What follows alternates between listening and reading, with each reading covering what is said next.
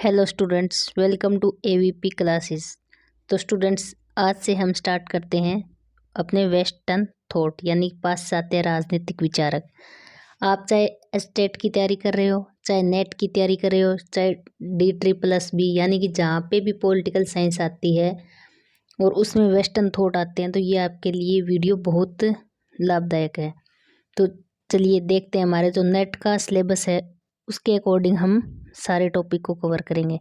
तो पहला देखो, अपने जो विचारक हैं उनको आपको क्या है कि इस तरह अलग अलग कर लेना है कि अब देखो, चीनी दार्शनिक में कौन आएगा? कन्फ्यूशियस आएगा। प्राचीन यूनानी में कौन आएगा?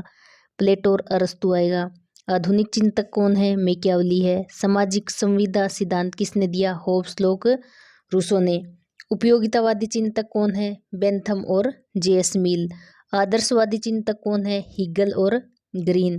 मार्क्सवादी चिंतक कौन है? कार्ल मार्क्स, ग्रामसी, लेनिन और माओ। नारीवादी कौन है? मेरी वोllस्टोनक्राफ्ट। समकालीन विचारक कौन है? रॉबर्ट नाजिक स्वेच्छातंत्रवादी है और जॉन रोल्स क्या है? समतावादी है। रंग भेद और नस्लवाद के विरोधी है फ्रांज फेनन। सर्वाधिकारवादी विचारक है हन्ना अरेंट। तो ये जो क्या है कि 20 अपने थिंकर हैं, तो इनको एक एक करके हम करेंगे बिल्कुल इजी वे में। तो चलिए आज स्टार्ट करते हैं हम अपना पहला टॉपिक कन्फ्यूशियस का। तो कन्फ्यूशियस क्या है? अपना पहला वेस्टर्न थॉट का पहला टॉपिक है कन्फ्यूशियस। तो कन्फ्यूशियस का चिंतन क्या है? न केवल चीन बल्कि मानव जाति की सांस्कृतिक धरोहर है। व्यवहारिक दर्शन का प्रेरणा माना जाता है इसको। राजनीति को नैतिकता से जोड़ा था इन्होंने और सम्राट के लिए 9 नियम इन्होंने बताए थे। वेस्टर्न थॉट को आप एक स्टोरी की तरह याद कर सकते हो, क्योंकि जो वेस्टर्न थॉट है इन्होंने अपने विचार किस प्रकार दिए, जिस तरह इन्होंने अपनी जीवन शैली में जो कुछ देखा है, जिस प्रकार से इनका पालन पोषण हुआ है, तो ये विचार इन्होंने बुक में अपने लिख दिए। तो अब देखो इनकी बुक्स कौन कौन सी है। पहली है सुचिड, सीचिड, ईचिड, लीची, छुन एवं छ्यू, ये इनकी बुक है। अब देखो ये चाइनीज था, इस तरह की अगर पूछते हैं बुक सुचिड सीचिड, तो हमें पता ही है कि कन्फ्यूशियस एक ही चीनी विचारक है हमारे वेस्टर्न पॉलिटिकल थॉट में। अब देखो और बुक है इनकी बुक ऑफ डॉक्यूमेंट्स है, बुक्स ऑफ राइट्स है, क्लासेस ऑफ पोइट्री है, बुक्स ऑफ चेंजेस है और बुक्स ऑफ सॉन्ग्स है। इनको क्या है कि संगीत से बहुत लगाव था और इनको पढ़ाने का भी बहुत शौक था। ये खुद कहते हैं कि मैं एक क्या है कि पढ़ाई से कभी संतुष्ट न होने वाला एक विद्यार्थी हूँ, इस टाइप से इन्होंने खुद को बोला था। तो चलिए आगे देखते हैं इनके सामाजिक विचार। सामाजिक विचार में क्या है कि विचारों की झलक इनकी किससे मिलती है? हिगल से मिलती है। और जीवन किन जैसा था? जीवन जो है धर्मगुरु, जो हमें सुकरात की याद दिलाता है। सुकरात की तरह ये धर्मगुरु भी थे। 4 वर्णों को माना, अर्थात वे वर्ण व्यवस्था के समर्थक थे। ठीक है, वर्ण व्यवस्था को भी इन्होंने बात की है। जो 4 अपने वर्ण है, ब्राह्मण, क्षत्रिय, वैश्य और शूद्र, तो इनको इन्होंने माना है। आगे है कि शिक्षा के बारे में कन्फ्यूशियस के विचार। शिक्षा सबके लिए होनी चाहिए, अरस्तु की तरह ये माना।